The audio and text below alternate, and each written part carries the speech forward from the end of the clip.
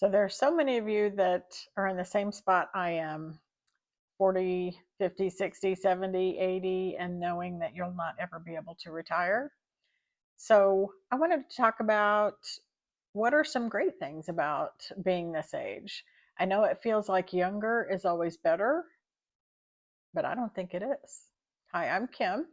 I am doing what I can to make my last decades my best decades. I am 60. 2 years ago, I started grad school to go back and become a therapist. And I am currently working as a nanny. I will graduate in 2026. So we're just days away of being the year that I'll graduate, December of 2026. And I'm just here to kind of share what it's like being 60 and a phase of life that most 60-year-olds aren't.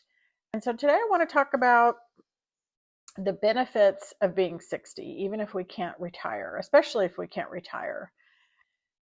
So at 60, we have decades and decades of life experience. So what this shows up as is steadiness, empathy, perspective, ability to problem solve, all of those skills that you cannot get in life except through living life. I wanted to share an example that I just recently went through this with. So, as getting a master's degree in social work requires that you do two internships. One is 400 hours unpaid, one is 500 hours. I've done my 400-hour internship. I did that from January to August of this year. My placement was at a hospital at an inpatient psych unit. And this is a major hospital in my area. Actually, it's a network of hospitals. It's the largest in my state. And I was so nervous. I had to do an interview. It was an online interview. My school placed me there, but I had to interview for it. And for months, definitely weeks before I started, I was just a bundle of nerves. Am I too old to do this? This is ridiculous. What am I doing? What are they going to think when all these people that I'm working with are, saying that I'm old? And can I keep up? It was overwhelming. And I learned such a good lesson and I wanted to share it with you. So, there was another intern from my school placed at the same time. She started the week after I did. And so my role here was I shadowed their therapists. It was a group, they did group therapy for these inpatient psych patients that were there for anything from substance abuse to suicide attempts to schizophrenia, bipolar, extreme depression, just everything. And I worked on the adult unit. And so the first week I was there, it was just me as an intern, and I sat in on meetings with the psychiatrists, the nurses, the charge nurses, the PAs, the other therapists. And then the second week, another intern started, and she was, I think, like 24 or 25. And I had a visceral reaction to that. I was very surprised. Obviously, I didn't have a reaction in front of her, but it was just like, oh my God, people are doing this, are supposed to be 25 or 30, not 55 or 60 or 65. And I was just so discouraged. I remember, I think I went to my car and cried. I know I messaged my friend. We do voice messaging almost every day. And I just was so discouraged. Nothing had happened. It just seeing an intern from my school that was literally 35 years younger than I am just was like a gut punch. So let's fast forward to the end of my internship, which mine ended in August. The other intern did what we call a block. And so because she was young and still lived at home, she was able to work 40 hours a week to get her hours done, and she got it done a semester. I maintained a full-time job while taking classes and doing internships, so I did like 18 to 20 hours a week. So hers ended in May, mine ended in August. And to say that I saw the stark difference in what a 60-year-old brings to the table versus what a 25-year-old brings to the table professionally was night and day.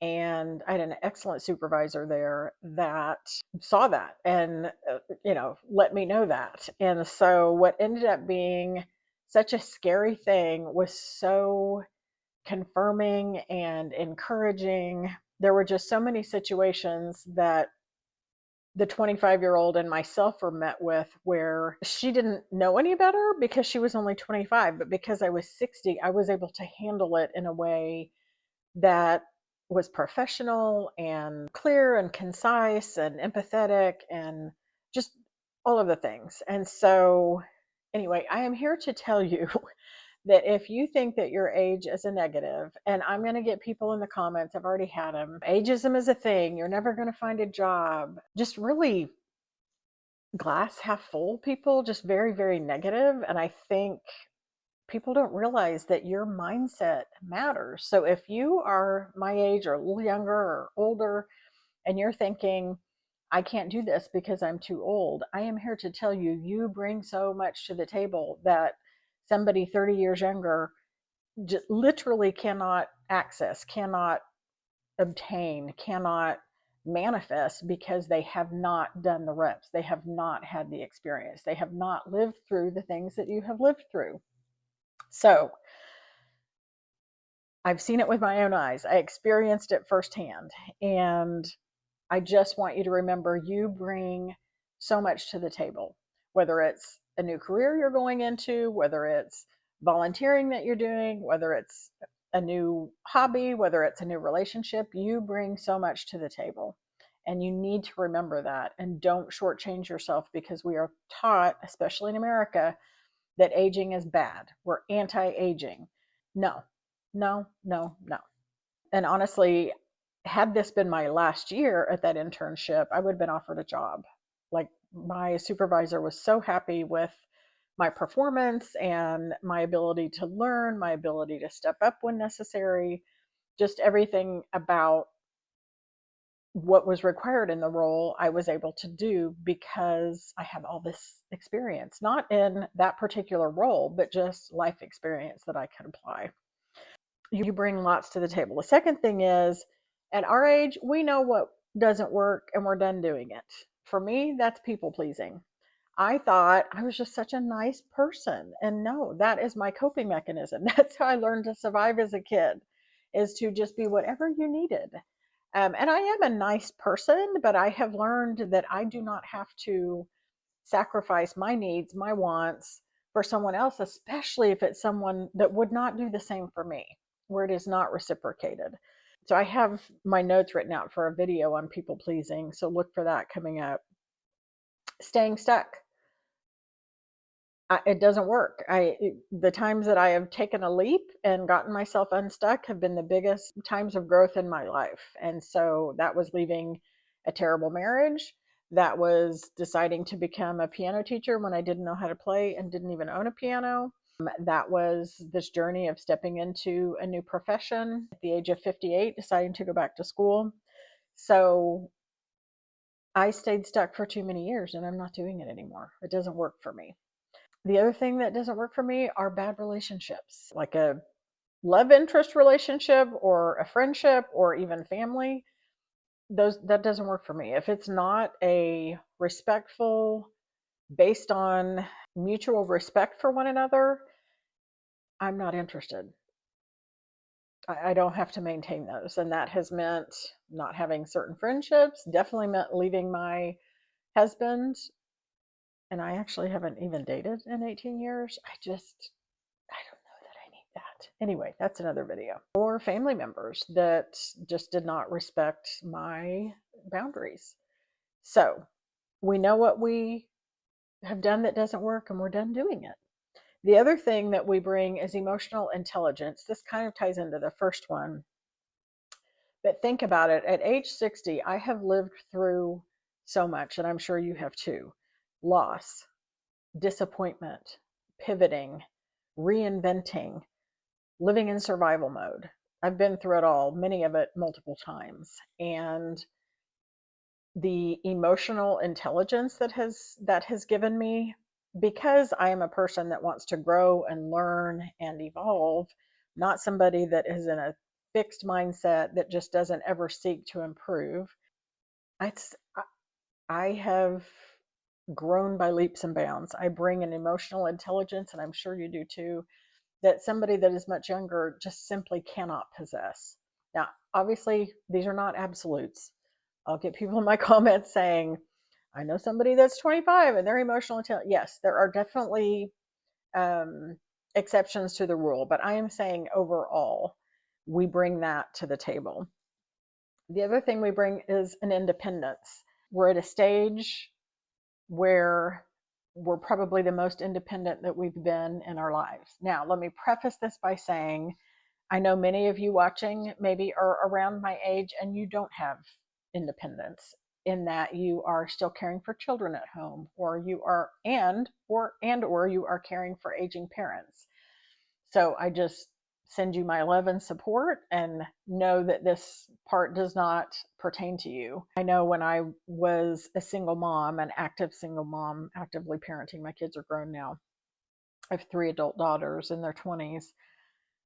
I just sometimes when people would make blanket statements that affected me, but they were based on like somebody in a married relationship or whatever, it just irritated me. I felt so unseen. And so I just want to make sure that the people that are in those situations that are not at a point of complete independence, and by that, I don't mean you're depending on somebody, but somebody's depending on you, not taking those situations into account. But this is the most independent I have been in my whole life. I'm not independently wealthy yet, but I don't have to deal with alcoholic parents. I'm an adult now. Actually, my parents have passed away.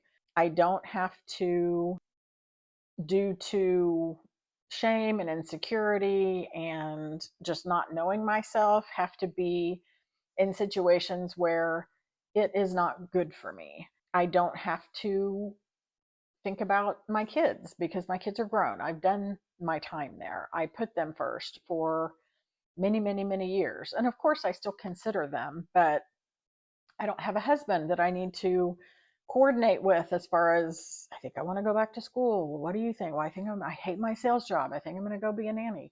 I can just do whatever I want, whatever is best for me. And we need to recognize the fact that if you're in that stage and space, that is an amazing place to be. There's a lot of opportunity in that. So don't take that for granted. The other thing at our age is we don't have this imaginary like finish line that we're working towards. In other words, I'll be happy when I can retire and quit working. That's not going to happen. And so, how can I be happy when I'm going to have to keep working? For many, many years, it was, you know, I'll be happy when I'm thinner. I'll be happy when I have more money. I'll be happy when my, um, kids aren't so dependent on me. Fill in the blank. I'll be happy when I'm in a better financial position. At my age now, and I'm sure many of you feel this way, the time is now. We have to be happy now.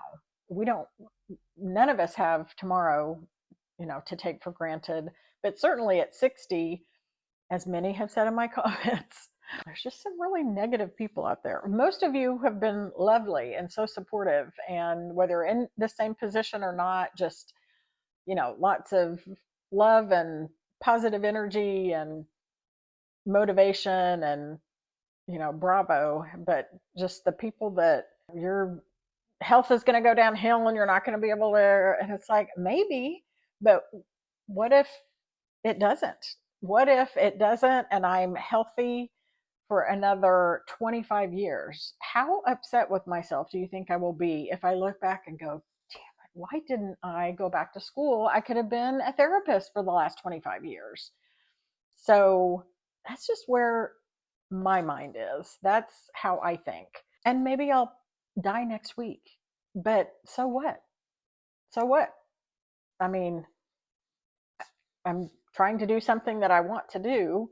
There is no guarantee in anything ever. So we're not living for this finish line of retirement because we have to just keep going. Those are the benefits of being 60 over 25 or 30 or 35. We have the ability to change the narrative, especially for women in this country, which is obviously living in the United States. It's the culture that I'm familiar with. We become invisible. There's just a lot of negative associated with aging. And whether it's physical or, just what you're capable of doing. And we have the ability to change that narrative, whether you're 40, 50, 60, 70, 80, 90. Now is the time to leave your mark, and you're never too old. I get inspired by knowing somebody else has done this before. Maybe it's only been one person, but I've said in another video or two, what inspired me to go back to school was reading about a man who I think got his law degree at 67. He was already a doctor. Why would you need to do that? Well, he just wanted to learn something new. And he practiced medicine. I don't think he ever technically practiced law, but he practiced medicine until he was almost 100. As a matter of fact, I looked him up recently, and he's still alive. I think he's 104 now.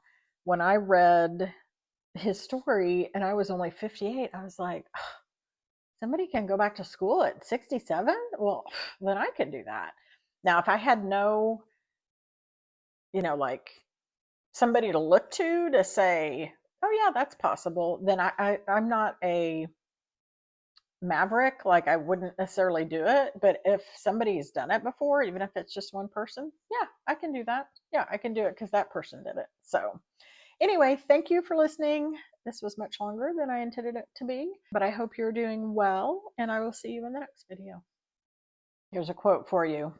No matter your age, you'll always wish you started younger, but today you're the youngest you'll ever be. That's from Anonymous. If you know who that is, let me know and I can give them credit.